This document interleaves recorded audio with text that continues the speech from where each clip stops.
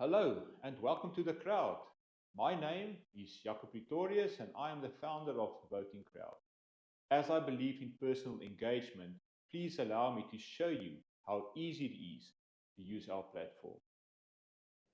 You will receive an SMS as illustrated now. Within this SMS, you will find two links. The first link will take you to the electronic ballot program. The second link is a link to this YouTube tutorial. I am going to click the first link in this SMS. My phone's browser will open and I will see the electronic ballot program as illustrated now.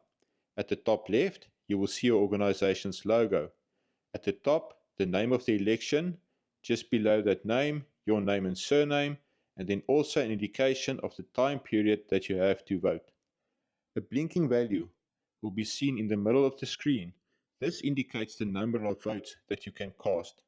Scroll down and look at the candidates. Next to each candidate, click on a button to indicate that you vote for that person, as illustrated now. Scroll down, click on the Submit button, and then the system will ask you a confirmation.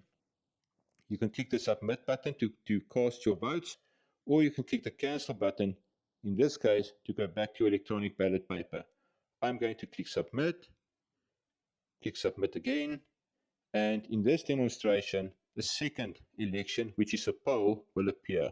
With a poll, it's possible to answer various different questions. In this first case, I have a question where I can only answer yes or no. Then in the second case, I can actually make a selection between different answers. If I complete a poll, I scroll down, click Submit, confirm again by clicking Submit, and then the system will indicate that there are no more elections to participate in. Thank you very much for watching this tutorial.